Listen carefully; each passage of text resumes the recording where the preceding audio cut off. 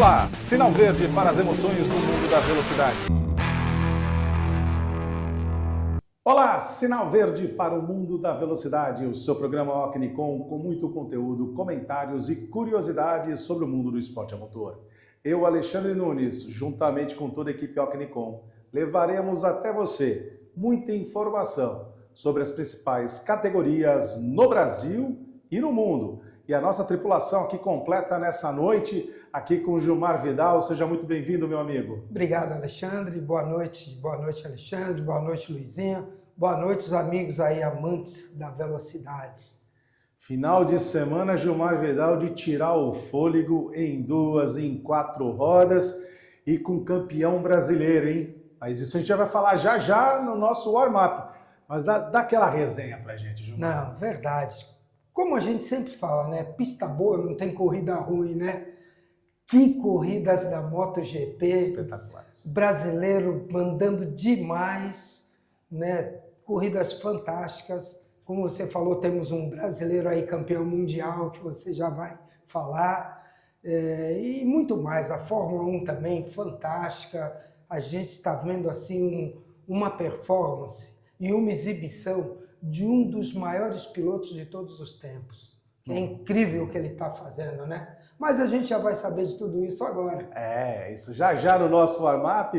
E só lembrando que o seu programa Ocnicom tem um oferecimento de Iner Energia. Energia limpa, sustentável, renovável para você, para os seus negócios, para a sua vida. Iner Energia. Fique atento ao que a Iner Energia diz para você. Sabia que você pode ter até 20% de desconto na energia produzida pela Iner todos os meses? Legal, né? Sem qualquer investimento, sem contrato de fidelidade e sem instalação de placas ou obras. Como? Tudo muito simples e com liberdade para você desfazer o contrato na hora que quiser. Pois é, a Iner oferece a você essa possibilidade. Você junta economia com sustentabilidade, porque a Iner produz energia solar de forma eficiente e renovável. Basicamente funciona assim. Sua empresa assina o termo de parceria com a Iner. Em fazendas solares, a Iner gera e injeta na rede da sua concessionária local, que distribui até a sua empresa. Depois de aderir, você passará a receber 2 contas por mês. Uma com os valores da energia produzida pela Iner, com até 20% de desconto. A outra da sua concessionária local, para pagamento da iluminação pública e valores residuais. Viu como é tudo muito simples? Acesse nosso site e peça a visita de um representante. Quanto antes você fizer isso, mais rápido começa a economizar. Iner Energia, economia, flexibilidade e nada de burocracia. Se são só vantagens, por que não? E o seu programa Ocnicom também conta com o apoio de KS Home. KS Home, móveis com elegância para você decorar sua casa, fazer aqueles ambientes gostosos, que você possa ficar com muito conforto, com muita tranquilidade no seu lar. KS Home, móveis com elegância. E o seu programa Ocnicom também conta com o apoio de Motorzão. Motorzão, sua melhor oficina de autos no litoral de São Paulo. Para você que está aqui em Santos, na Baixada Santista, ou vem com frequência ao litoral de São Paulo, sentiu alguma diferença com o seu carro? Leve lá no nosso irmão Elinho, na Motorzão, que com equipe altamente qualificada e equipamentos de última geração, deixarão o seu carro sempre muito bem regulado, para que você possa curtir a vida como você merece. Como falamos, muita coisa aconteceu nesse final de semana, por isso vamos rapidamente para o nosso warm-up.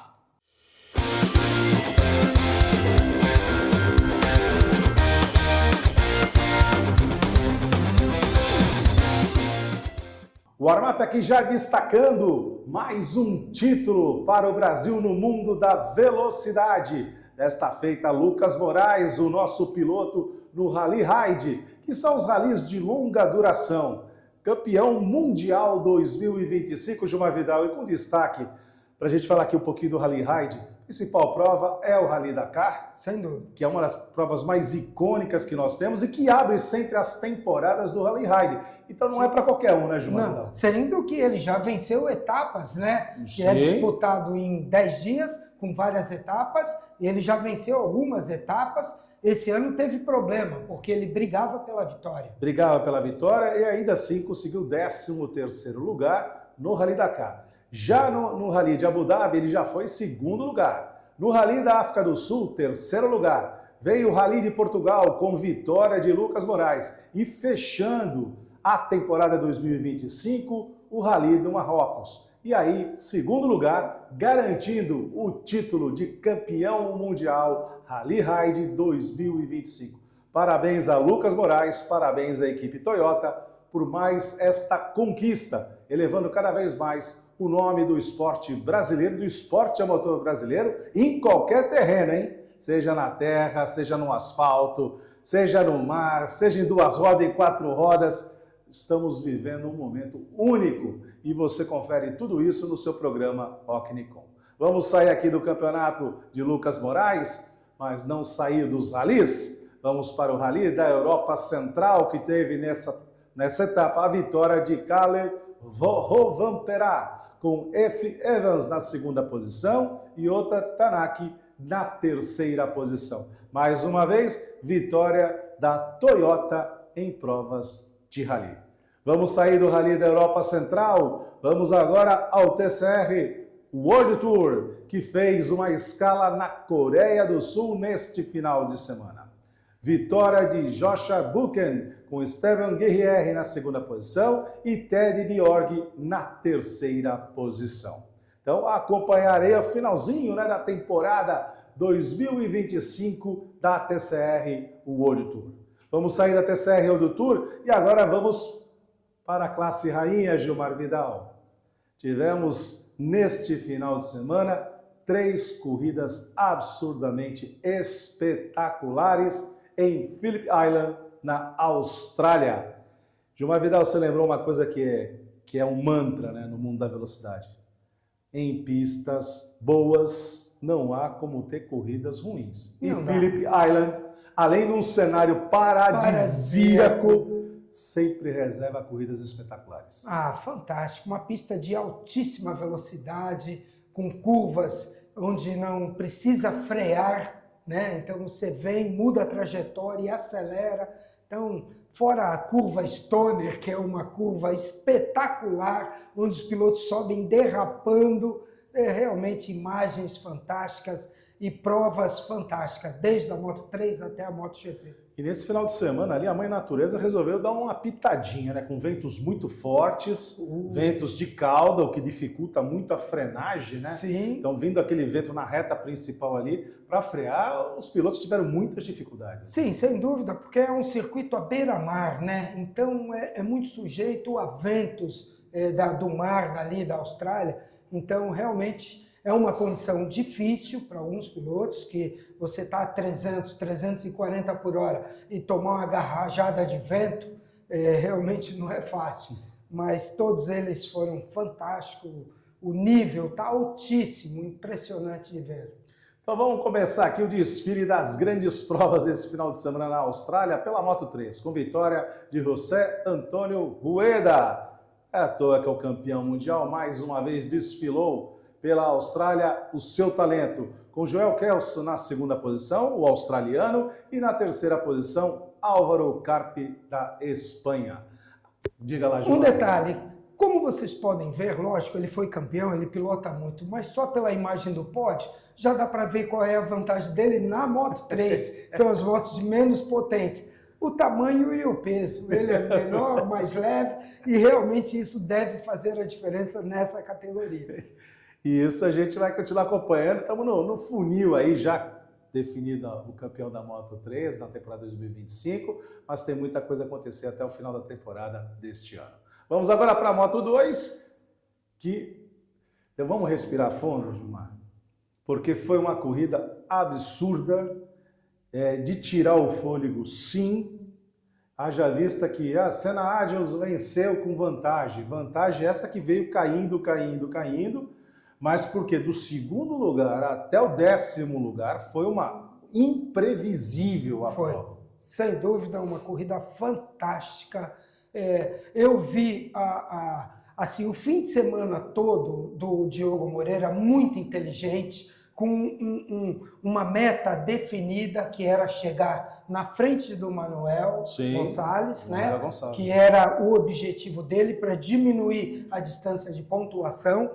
O Senadio era companheiro de equipe. O jogo de equipe foi feito nas primeiras voltas. Vá para fazer isso daí. E o Diogo Moreira não entrou na pilha. Ele foi muito inteligente em não buscar, porque ele foi dominante em todo o final de semana, nos treinos foi mais rápido, fez a pole de maneira soberba. Em nenhum momento ele foi batido em tempos de treino de classificação por nenhum outro piloto e não entrou na pilha de seguir o Senadio para tentar ganhar a corrida, que poderia cometer um erro e favorecer o adversário. Então, ele foi muito inteligente, deixou o australiano ir embora e se posicionou o tempo inteiro para não aceitar a ultrapassagem do Manuel Gonçalves. E isso ele foi muito inteligente. Diferença agora são apenas 2 pontos. Apenas 2 pontinhos. E nós temos 5 75 na mesa. Na mesa. E outra, ele vem no momento de crescimento, na reta final, na hora certa,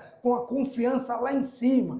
Contrato já assinado para a MotoGP. Então, ele a entrevista dele depois da pole, depois da corrida, foram muito tranquila, de quem sabe o que quer e sabe o que precisa para ser campeão. Eu coloco todas as minhas fichas nele. E já pode virar o jogo agora na Malásia. Então, no próximo final de semana, mas isso fica para a nossa Final Lap. Agora, eu queria chamar a atenção, Gilmar.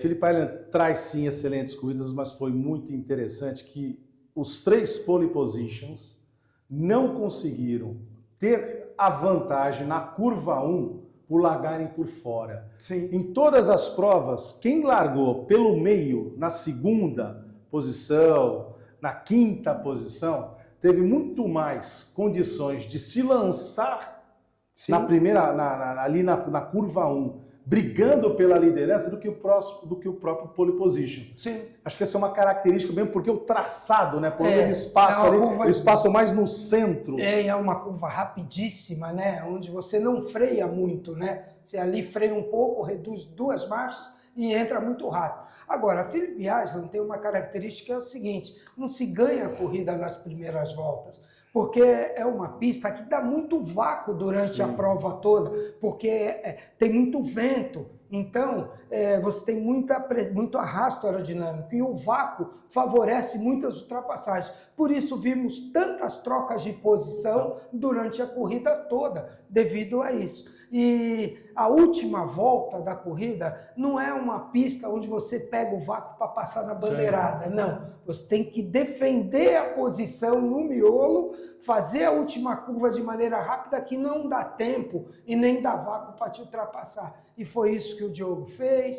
E que o Davi Alonso fez também, principalmente na última volta, né? Sim. Lembrando aqui o resultado do Sim. Senadio, os australianos vencendo em casa. É a primeira vez na história que um australiano vence em casa na Moto2. Australiano que tem meia parte brasileira, né? Porque esse Senna vem da admiração de Ayrton Senna por parte dos seus pais. Davi Alonso, colombiano que foi campeão o ano passado da Moto3, chegou na 2ª posição, também numa excelente corrida do colombiano, que brigou sim com o Diogo Moreira, mas, como você lembrou, Gilmar Vidal, o Diogo Moreira teve uma capacidade, uma frieza, uma inteligência muito grande, como é característico dele. Para ele conseguir o objetivo maior, que era reduzir cada vez mais. Ficamos a 2 pontos, vamos aí, temos 75 pontos na mesa. E aumentando a pressão sobre o Manuel Gonçalves. Não tenha dúvida. Agora vamos à classe rainha que trouxe para a gente na Sprint Race, vitória de Marco Bezzecchi com Raul Fernandes na 2ª posição e Pedro Acosta na 3ª posição.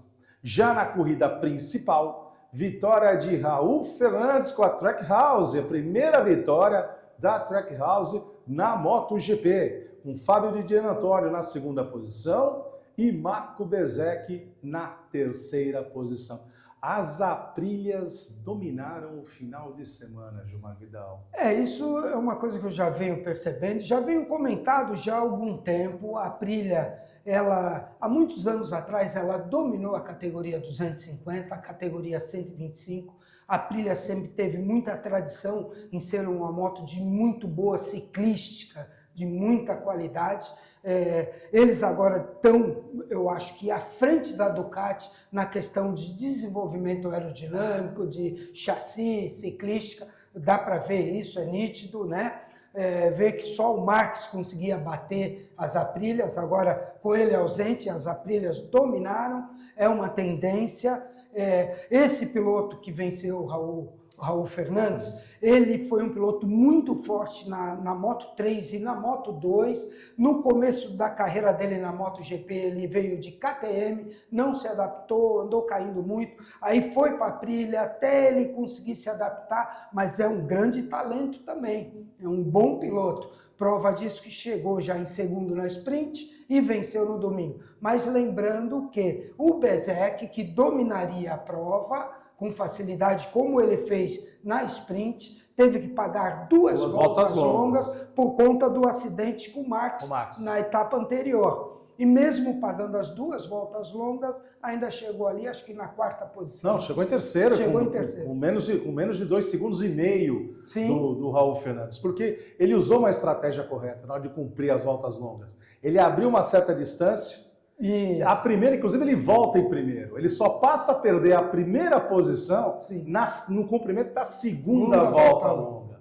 Porque ele usou isso como estratégia porque ele tinha muita moto aí para poder rasgar. E sobraria na frente. Mas vamos acompanhar aí, são mais 3 provas para fechar o calendário da MotoGP em 2025. Muita coisa ainda vai acontecer. Temos ainda uma prova asiática e depois para encerrar na Europa. Agora nós temos que enaltecer 2 pilotos, né, que eu sempre falo. Pedro Acosta andando demais, era nítido que a moto dele era inferior, principalmente na saída da curva Stoner, que ele era o único que vinha aberto lá fora, que ele vinha escorregando e a moto não vinha para preparar a segunda curva, enquanto que todos os outros pilotos traziam a moto por dentro para entrar. Ele vinha espalhado. Então ele não tem uma moto no nível de Aprilia, de Ducati, até a Honda, eu acho que já está igual ou melhor que a KTM. Ele leva no braço. E o outro piloto que vale a pena destacar, Pol Espargaró, que está aposentado,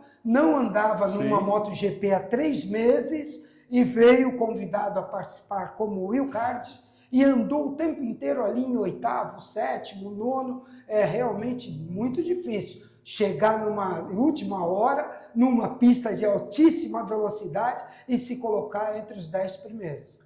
Mas também é aquela velha história, né? É como andar de bicicleta. A gente nunca esquece, o campeão nunca esquece. É verdade. Vamos sair da MotoGP, mas não em 2 rodas, e vamos para a grande final na Espanha da Superbike Mundial, que teve na corrida 1 vitória de Nicola Bulega, com Toprak na segunda posição e Álvaro Batista na terceira posição. Com isso, Nicola Bulega conseguiu dar uma sobrevida para a disputa do título.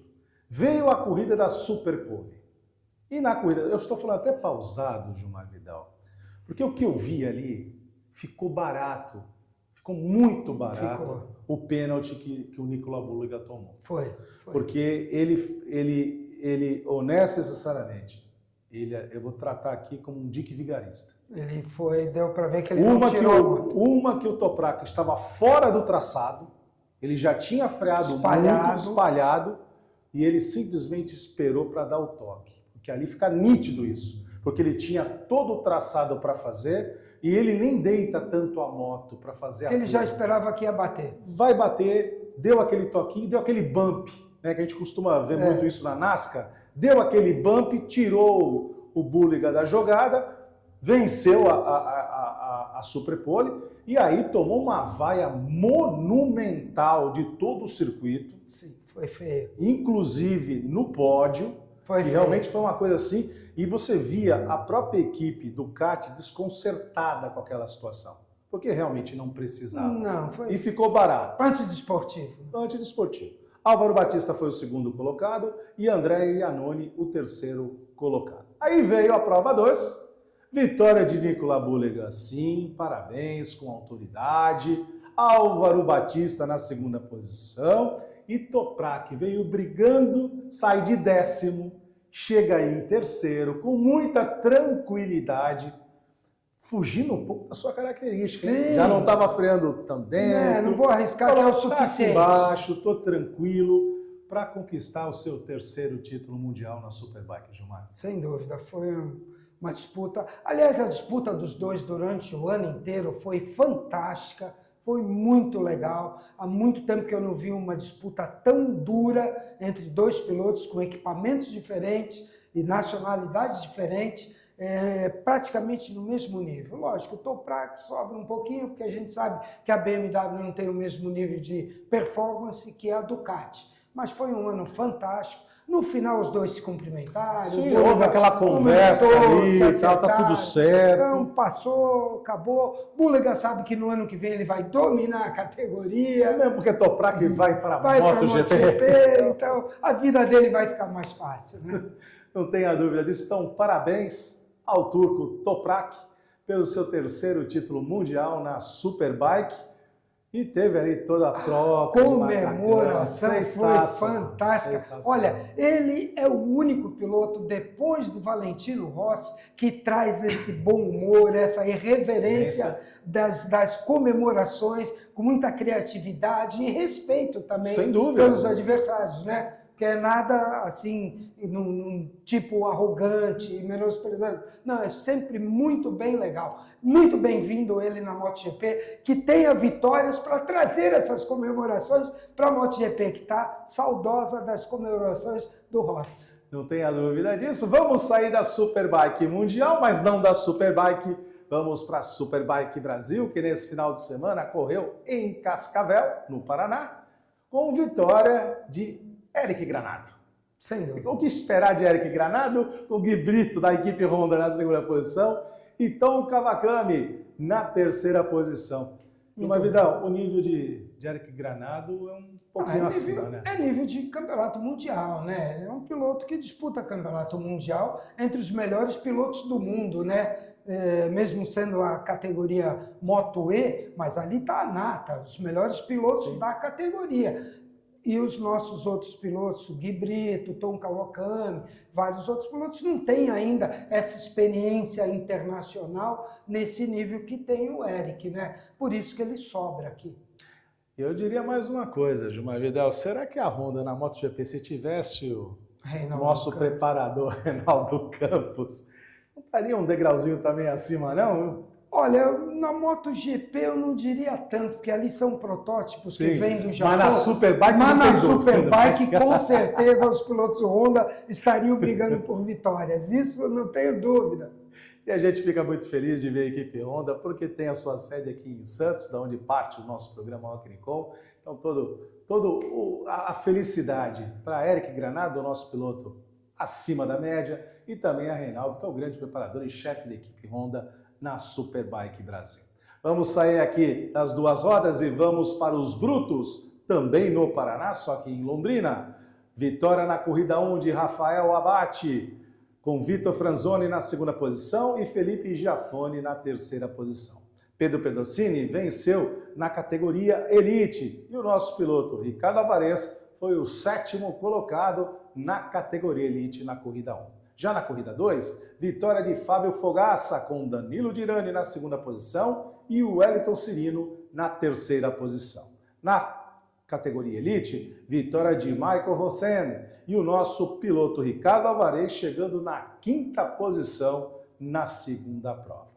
Vamos sair do interior do Paraná e vamos para os Estados Unidos. Tivemos nesse final de semana na casa do Big One, em Talladega, as 3 principais categorias da NASCAR desfilando pelo autódromo norte-americano. 3 corridas decididas na prorrogação. Não faltaram emoções, como já diz o ditado, pista boa não tem corrida ruim. E Talladega, como seu grande Speedway, Super Speedway, que entregou maravilhosas provas até a linha de chegada. Na Truck Series, vitória de Gui Ruggiero, com Corey Heim na segunda posição e Ty Majeski na 3ª posição. Já na Xfinity Series, tivemos um final de prova emocionante com vitória de Austin Hill, com Carson Cavapiel na segunda posição e Justin Allgaier na terceira posição. E aí veio para fechar esse coroamento de Talladega no domingo com o Cup Series, também na prorrogação, decidido na linha de chegada com vitória de Chase Briscoe, com Todd Gilliland na segunda posição e Ty Gibbs na terceira posição. A NASCAR vem afundando seus playoffs, Gilmar Vidal. Nós vamos falar já na Final Lap, mas vem aí Martinsville, que é um verdadeiro liquidificador, para fechar aí os 4 finalistas que vão disputar a grande final da temporada 2025. Então, chegando ao final da temporada, muita emoção batendo a nossa porta através da NASCAR. Esse aqui foi apenas o preâmbulo para a gente chegar na classe maior do automobilismo mundial, que foi Grande Prêmio dos Estados Unidos de Fórmula 1, Gilmar Vidal, corridas técnicas. Estamos vendo aí, como você já destacou no começo do programa, um piloto fora de série, que é o Max Verstappen, trazer o carro no braço, mas me parece que a Red Bull, até para conseguir manter o Max, falou assim, vamos gastar um pouco mais de cartucho no carro 2025 desse ano, mudar o para foco, fazer ele chegar um pouco mais próximo, dar esse susto. E eu acho que a gente tem visto isso com a nova gestão da Red Bull. Sim, sem dúvida. Mais um empenho de Max.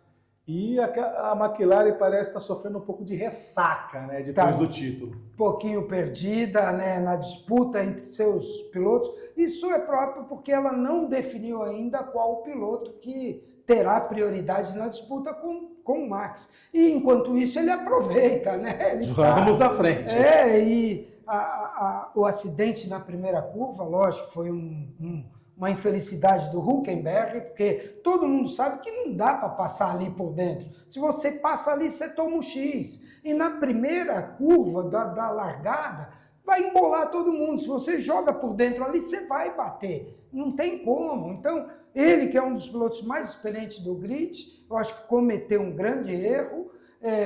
O Piastri não tinha como imaginar que ele ia se jogar. Ele podia ter sido mais precavido, né? Eu acho que aí, Gilmar, chegou num ponto que eu, vendo e revendo, honesto e sinceramente, claro, foi um toque de corrida. Toque de corrida.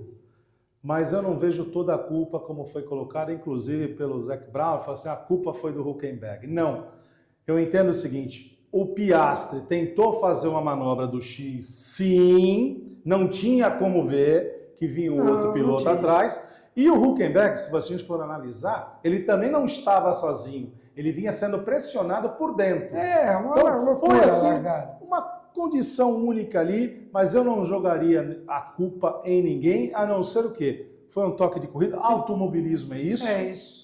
E eu não posso culpar o Hülkenberg, não. Na verdade, eu acho que sempre quem tem mais a perder é que tem que ser o mais cauteloso. Então, né? Nesse caso, era o seu Oscar Piastri segurava. Eu vou lá por fora, vou tomar meus cuidados, deixa passar, depois eu passo ele. Com uma salva, ele vai ficar quantas voltas na minha frente? Então, deixa passar, depois eu vou embora, mas vou me precaver, levar o carro pelo menos sem tocar em nada. Então aconteceu. Agora um detalhe que é nítido que vê, o quanto é ondulada a pista lá de Austin. Nossa, com câmera on board, era incrível como via. Já está merecendo o asfalto novo. Nossa, tá demais. Agora a gente imagina o que deve ser andar de MotoGP numa pista tão ondulada. Se os carros pulam, imagina segurar a moto nessa pista. É motocross. É motocross.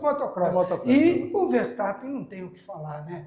Ele, ao concurso, dominou. O que ele dominou, o que ele faz, a diferença que ele põe e o jeito que ele poupa o carro, a leitura que ele tem dos pneus, como ele consegue ser tão mais rápido que os outros e fazer o mesmo número de voltas no stint do mesmo jogo de pneu. Isso é que é incrível. E o carro mostra que está bem equilibrado. Melhorado. É isso aí. Tivemos na Sprint Race, então, vitória de Max Verstappen com George Russell na segunda posição e Carlos Sainz na terceira posição. Nosso piloto Gabriel Bortoleto foi o 11º colocado, num final de semana que eu diria que é para esquecer. Né? Esquecer principalmente do que aconteceu no domingo. No domingo, na principal prova do final de semana, evidentemente, vitória de Max Verstappen com Lando Norris na segunda posição e Charles Leclerc na terceira posição. Tivemos Lewis Hamilton, Oscar Piastri, George Russell, Yuki Tsunoda, Nico Hülkenberg chegando na 8ª posição com a Sauber problemática, Oliver Behrman na 9ª posição e Fernando Alonso completou os 10 primeiros colocados. O nosso piloto Gabriel Bortoleto, 18º lugar, com problemas com o carro que não andava. Teve também uma questão de estratégia equivocada, foi o único a fazer 2 trocas de pneu, sendo chamado antes para fazer undercut em quem? Não consegui entender até agora. E até o engenheiro dele falava, não, mantenha-se na pista. Ele falou, mas vamos manter na pista como? Não dá. Realmente foi equivocado aí. Mas muito se aprende, né? Opa! É nessas dificuldades que o piloto mais aprende. Não tenha dúvida. Vai servir de experiência. Vamos acompanhar aí o restante da temporada, tem muita coisa acontecendo, já tem corrida nesse próximo final de semana, já vem Grande Prêmio Brasil, e a gente acompanha tudo isso e leva o melhor do mundo da velocidade até você no nosso programa Ocnicom. Apenas o aquecimento, Gilmar Vidal. É isso aí. Apenas o aquecimento para uma conversa de paddock simplesmente espetacular que fizemos com um personagem. Gilmar Vidal, eu tive visitando nesse domingo a Batcaverna do Esporte ao Motor. Estivemos gentilmente sendo recebidos por Hugo Guidini, ex-piloto, que vem de uma família de pilotos, começando com o seu avô, já desde o final da década de 1930, 1940, passando para o seu pai, e ele também correndo muitas 1000 milhas, correndo também na Super Stock, alguém que ama o mundo da velocidade e tem uma verdadeira Batcaverna. De uma vida, você imagina entrar num porão forrado de miniaturas de carros de corrida por todas as paredes e cômodos, com troféus, com capacetes, com muita história. Com muita história, não só própria, mas para contar dos outros. Acompanhou tudo. Por onde passa, seja na Argentina, seja nos Estados Unidos, sempre traz um material, sempre traz uma lembrança. E além de ser um papo muito gostoso que batemos com Hugo Guidini, ex-piloto sim, mas falamos de tudo. Falamos da sua história, da história da sua família e a paixão pela velocidade. E da onde vem, né, essa curiosidade de colecionar os carros, as miniaturas. Ele explica, até vem em homenagem ao seu irmão, que faleceu criança ainda, e dali veio toda essa paixão pela coleção dos carrinhos, mas por toda a história e a trajetória da família Guidini no mundo da velocidade. Então, vocês vão ficar agora com a conversa de paddock fantástica que fizemos com o Hugo Guidini, e aqui já agradecendo a sua hospitalidade, Hugo, e aquilo que nós alinhamos, hein? Nós vamos voltar, só que desta feita para mostrar as suas paredes, e você vai contar todas as histórias que estão por trás de cada miniatura que você tem aí exposta na sua casa e, como eu brinquei, na sua Batcaverna. E não é de morcego não, são de carros de corrida como nós amamos. Então fique com a conversa de paddock com Hugo Guidini.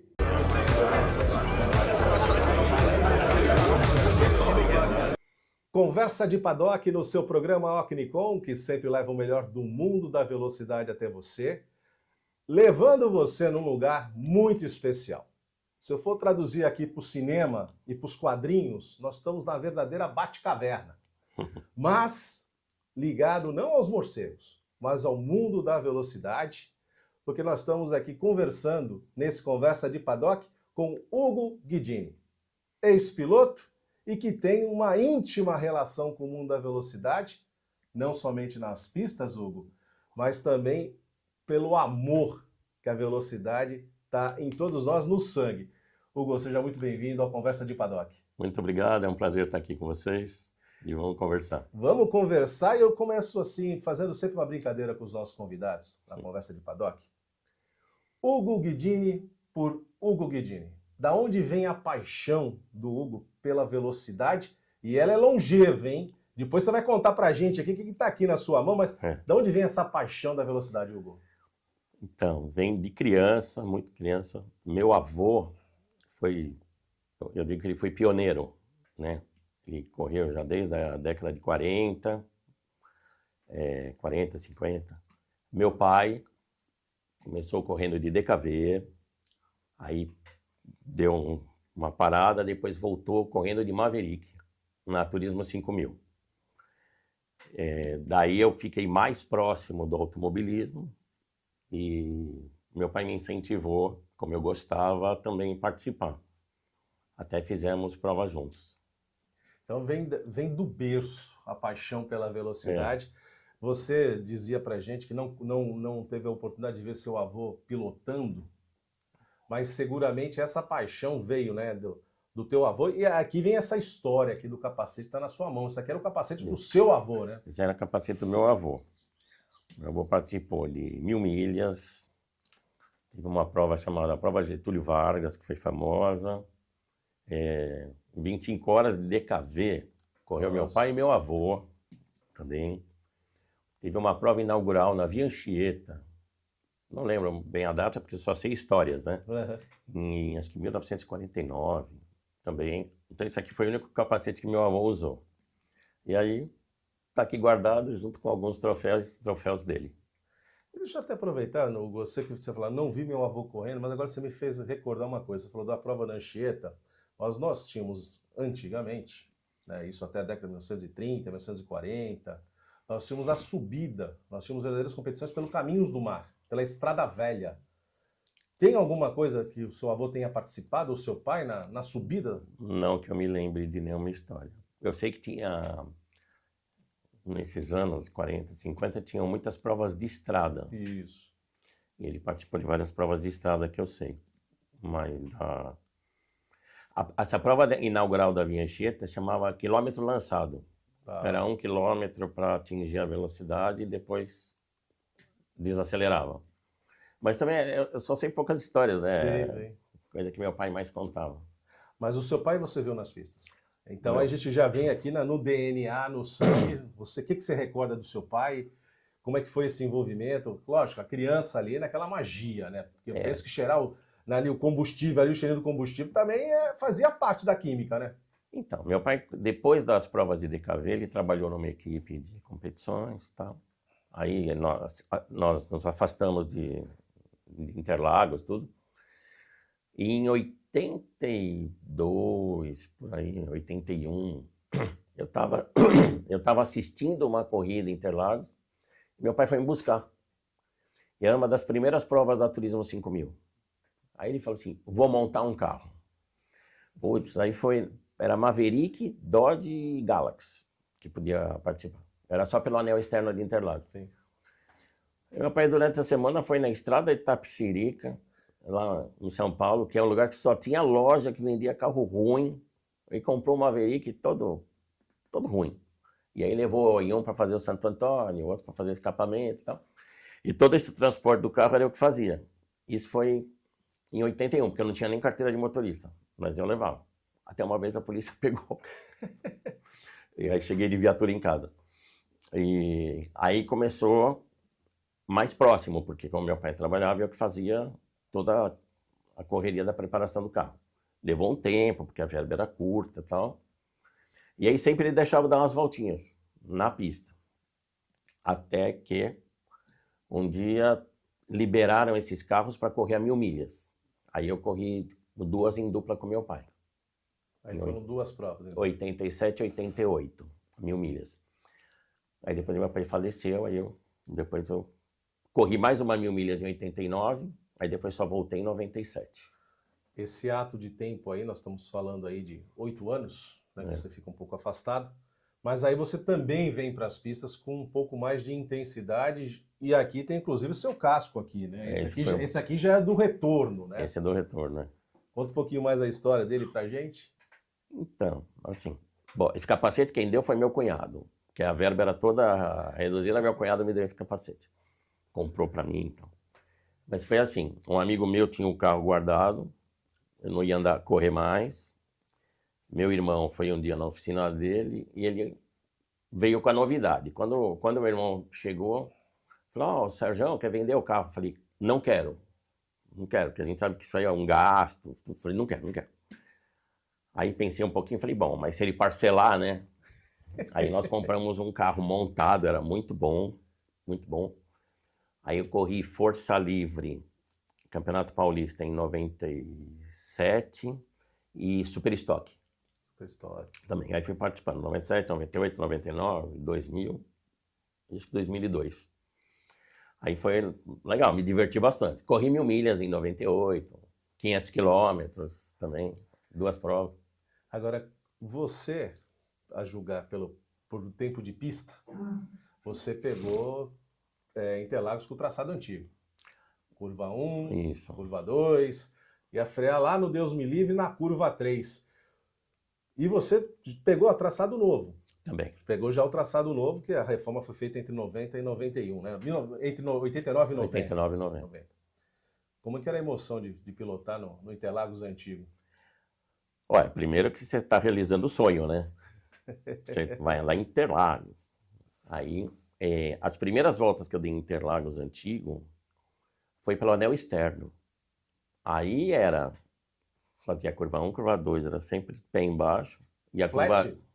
Curva 1 e 2 Não, flat? na 1 você aliviava, entrava, tá. fazia 1, acelerava na saída dela e já ia acelerando até o final do retão. O final do retão era um problema. Porque imagina, um Maverick velho,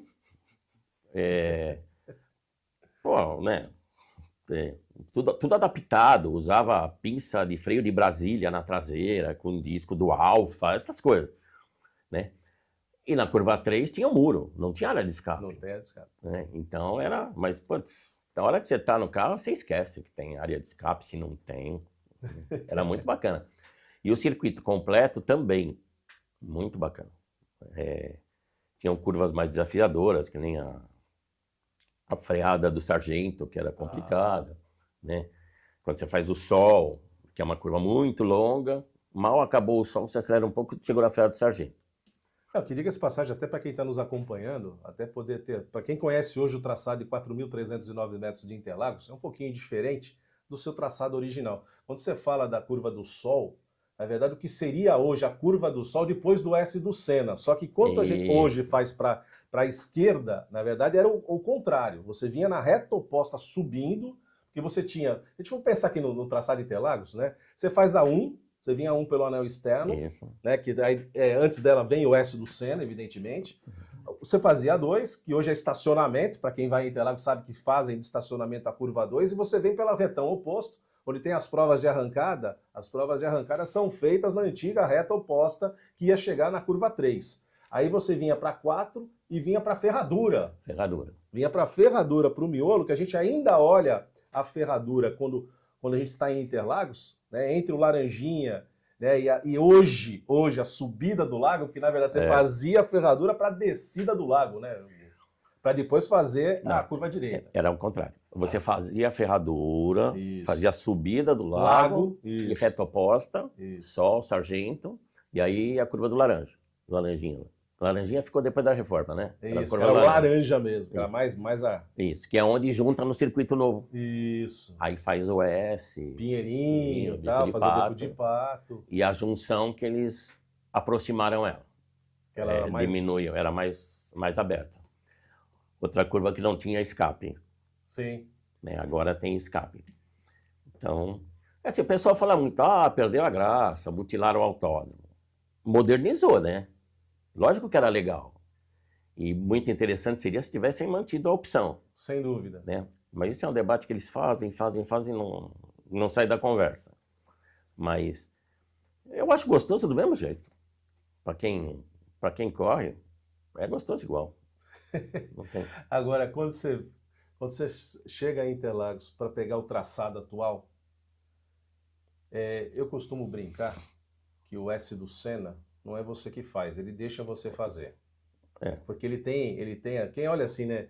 Assim, o S do Senna é uma curva. Cara, não é simplesmente uma curva, é um morro abaixo, né? Já que nós estamos falando do ponto mais alto do traçado de Interlagos, é justamente o S do Senna, né? Um mergulho para fazer o S do Senna. Como é que foi fazer essa sensação ali de primeira vez Tudo bem, a 3 não tinha muro, mas qual foi a sensação de fazer o S a primeira vez? Então, a primeira vez foi 1000 milhas de 89, né? Você vem na reta dos boxes, que vem rápido. Se entrar muito forte na primeira perna, você sacrificou a segunda, isso se não sair reto. Quando eu andava, ainda dava para... Não, quando eu andava, não. Hoje dá para sair reto, né? Na minha época era brita. Aí entrava na brita, acabou a corrida. Acabou a brincadeira. Então, na verdade, você precisa sacrificar a primeira perna para sair bem na segunda e aí faz o sol ao contrário e desce a reta oposta, né? Mas andar, a primeira vez que eu fui andar no mesmo lugar que andou a Fórmula 1, né? Pô, é espetacular. O coração bate mais forte dentro do cockpit, né? Todas as vezes. Não tem essa, agora eu tenho experiência. Não tem. Todas as vezes que você entra no carro, que vai sair, adrenalina, emoção é legal. Muito gostoso. Agora, nós estamos aqui na tua casa, né? E é uma conversa de paddock diferente, como eu brinquei aqui, a Batcaverna aqui do Hugo.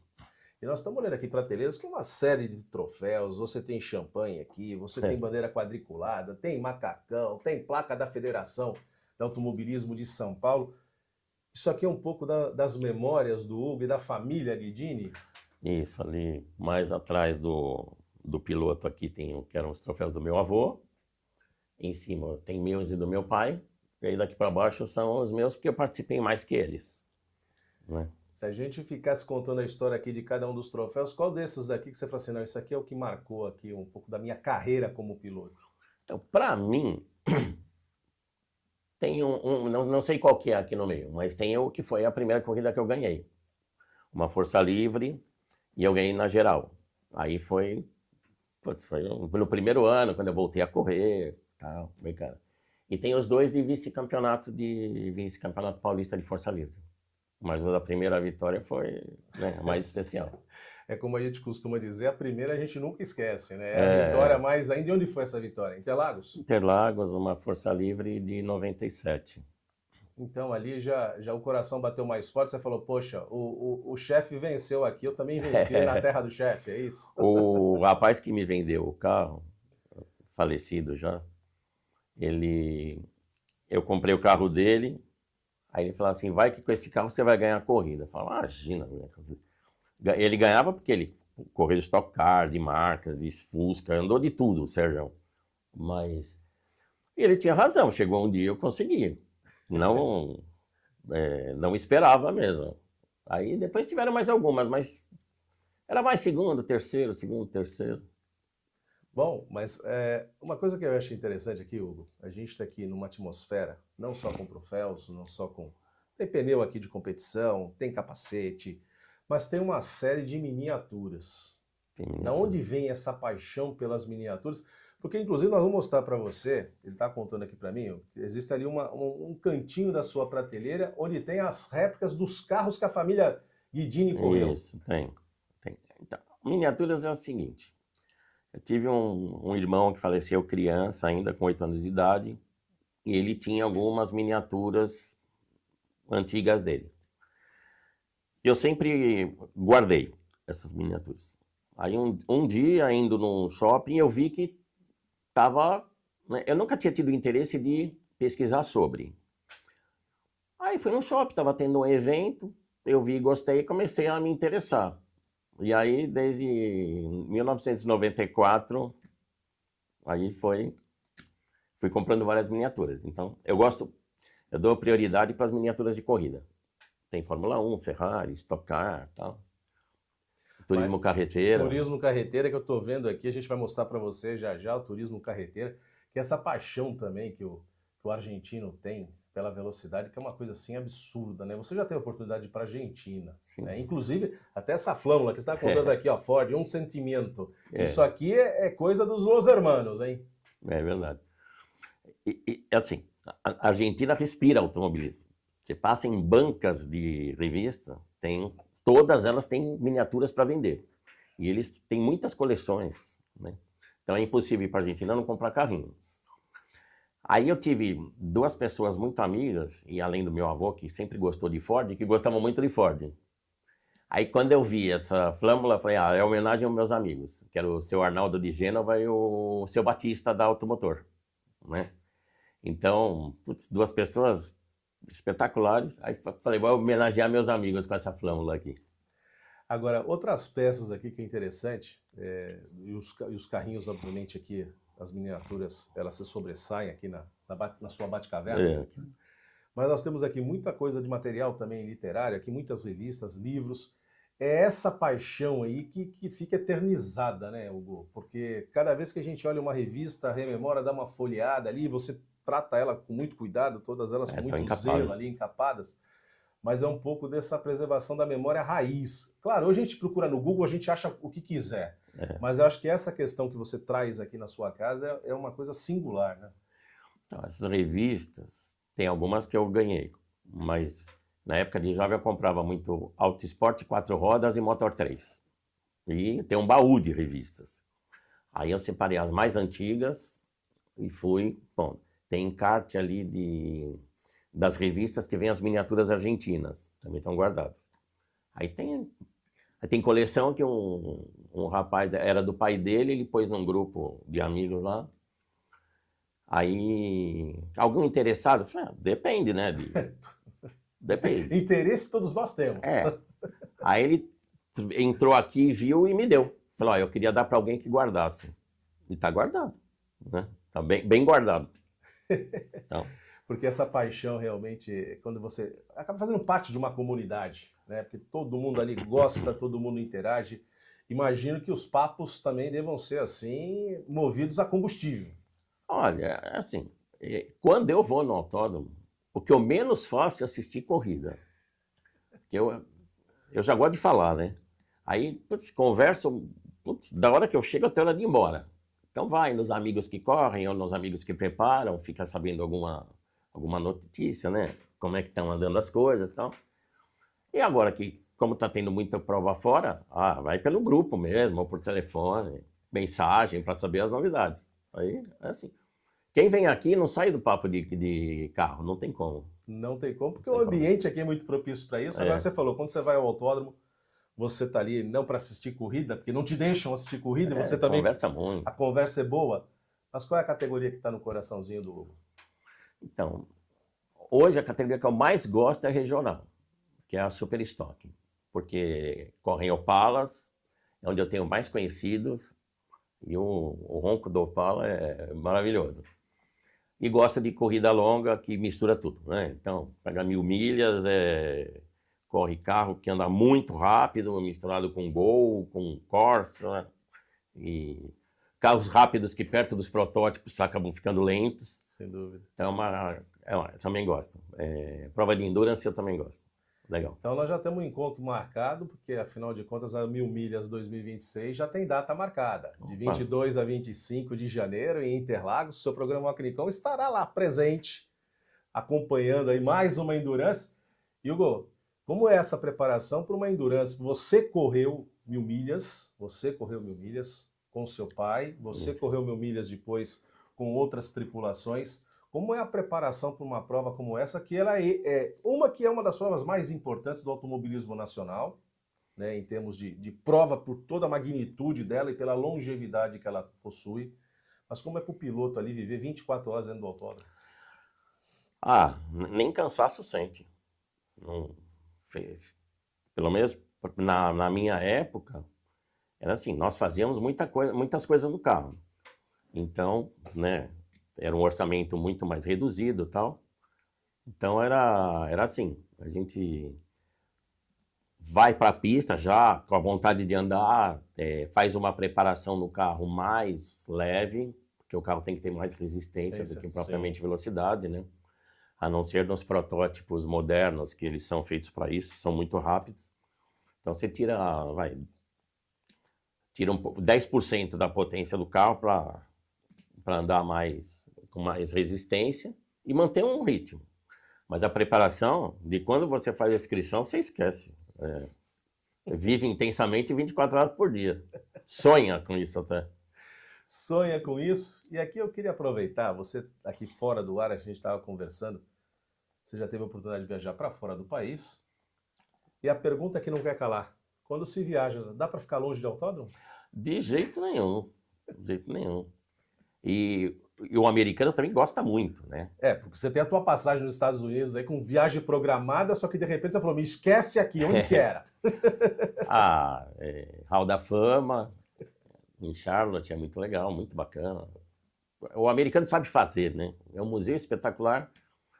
Eu visitei Daytona, Talladega, e não sei se a pronúncia está certa, é South Boston.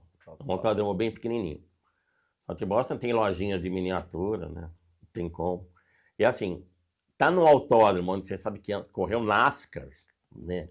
Para quem gosta de turismo, NASCAR é o supra-sumo, né?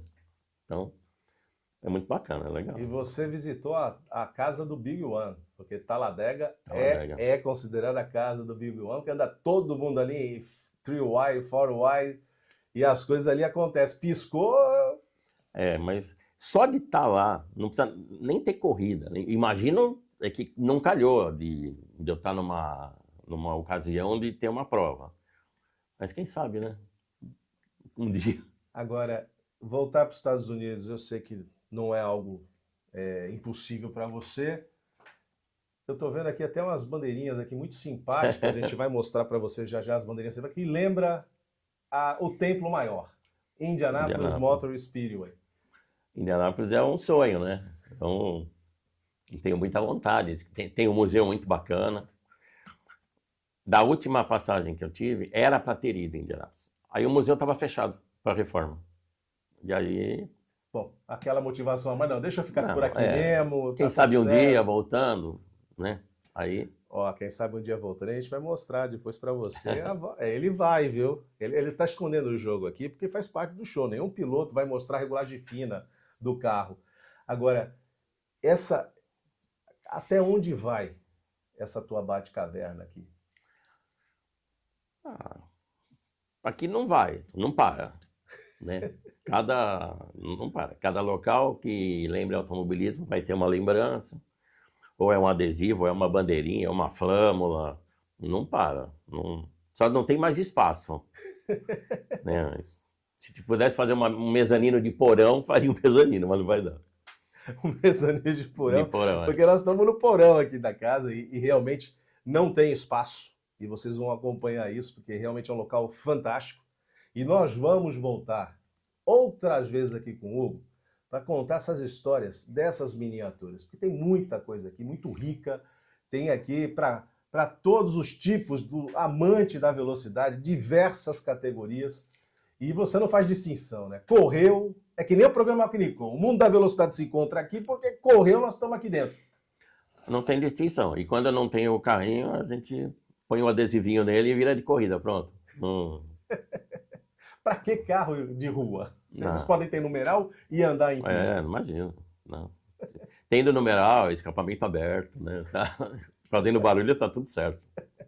E é isso aí, gente. Essa é a Conversa de Paddock, do seu programa Alcricom, que sempre leva o melhor do mundo da velocidade até você, aqui com Hugo Guidini.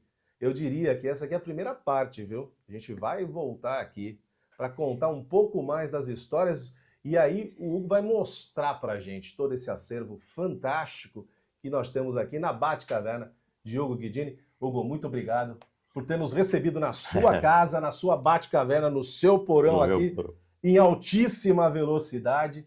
Muito prazerzaço falar com você. Prazer foi meu.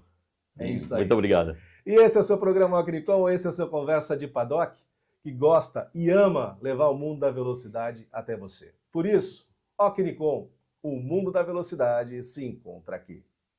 Vocês viram aí a conversa muito bacana com o Guidini, que nos recebeu na sua Batcaverna, ali com muita coisa sobre o mundo da velocidade. E nós vamos voltar mais vezes, hein? Porque tem muitas histórias para contar, partindo ali de Hugo Guidini e a sua paixão pela velocidade.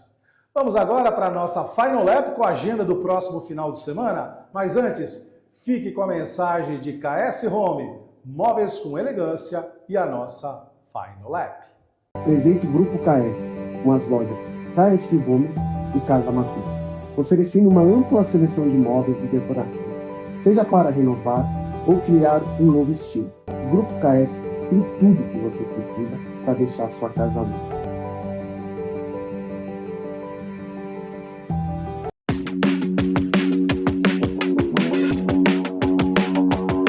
Final Lap aqui destacando Supercars Austrália, chegando no final da temporada 2025. Vamos a Surfers Paradise nesse final de semana.